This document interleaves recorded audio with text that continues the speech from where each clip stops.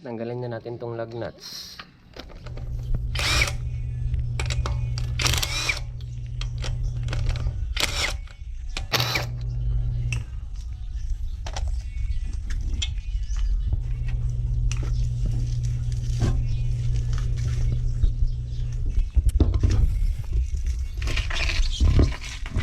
Pinaka-importante na step guys is kailangan nating linisan to before natin i-apply yung undercoat. Ito yung ginagawa ko ngayon guys. Gamit ko yung hand soap namin sa bahay and then sponge para sa plato.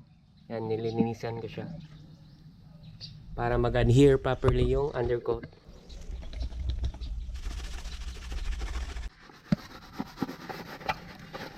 Tsaka I'm not looking forward to a car show finish.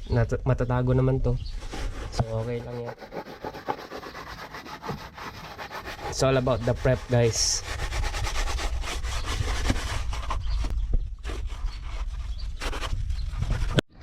We are done cleaning the wheel wells. Dito muna tayo sa right side kasi dalawa lang yung jack stand ko. Patuyuhin muna natin.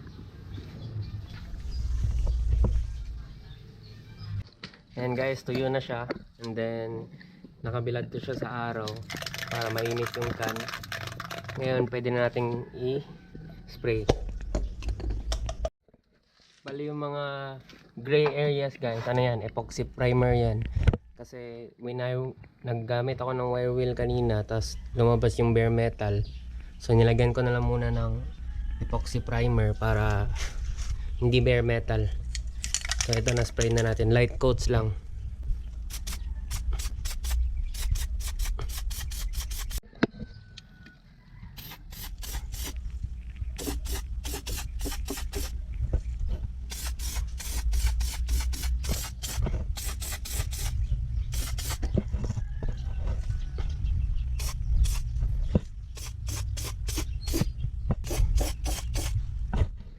Bali, itong isa guys is natapos ko na. Inubos ko yung isang can. Ayan, ang ganda ng itsura niya. Inubos ko yung isang can sa isang wheel well. So, ubusin din natin to.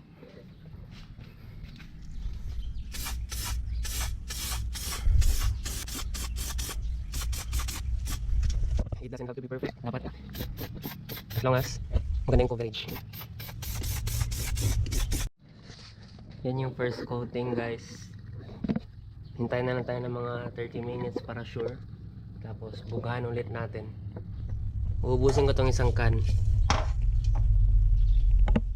Balikan na lang natin mamaya. Okay mga boss, magsa-second coat na tayo.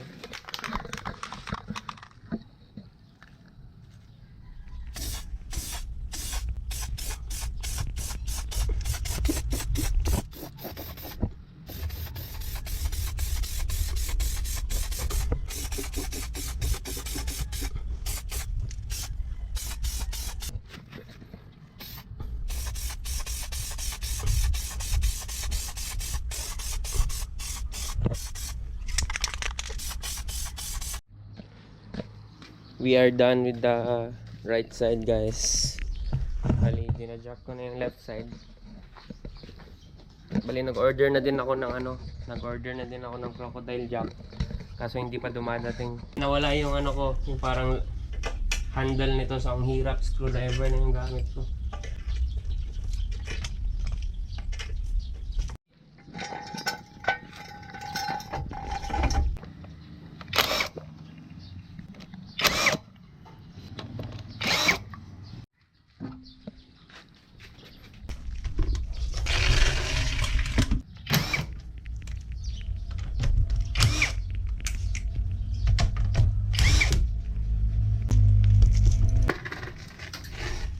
Compared dun sa other side, itong side na to is may epoxy primer. And then itong side na to meron barely. May mga parts na hindi ko nalagyan kasi naubusan na ako ng primer. So ang ginawa ko is niliha ko na lang yan and then nilinisan ko. Tapos ready for ano na tayo, for rubberized paint. Bali binilad ko to siya sa araw para mas maganda yung buga pag mainit. First coat, make sure na nalinisan nyo na ng maayos. First coat, it doesn't have to be, tawag dito, makapal. Light coats lang.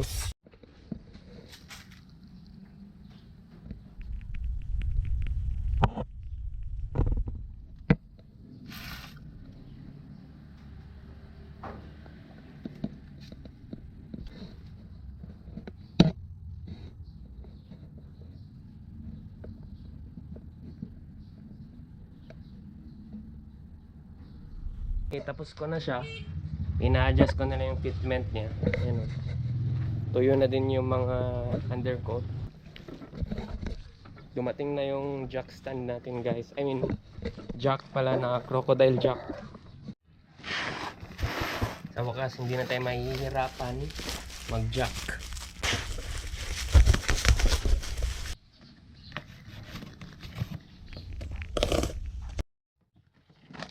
Ito yung brand Greenfield. Nice.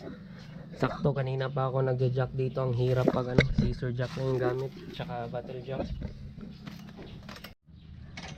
And guys, ang sarap sa feeling na ang bilis na lang i-jack yung kotse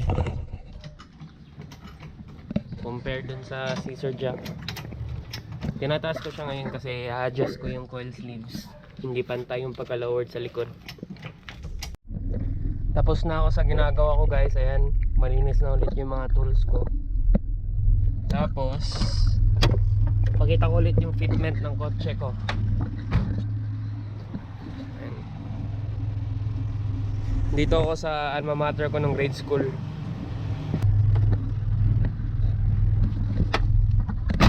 So ayan na lang muna yung vlog natin ngayon, guys. Tawag dito, pupunta kami ng Santiago ngayon. Kukunin ko yung passport ko. Sa wakas may passport na ako.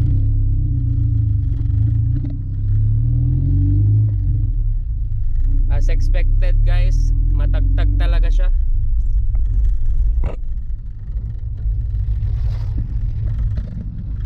Pero ganun talaga, gusto mo mag-lowered eh. Ang gagamitin namin na kotse is yung kay mama. Tapos inikot-ikot ko lang siya ngayon kasi gusto kong ma-testing ulit yung springs. Ayun na lang muna, thank you.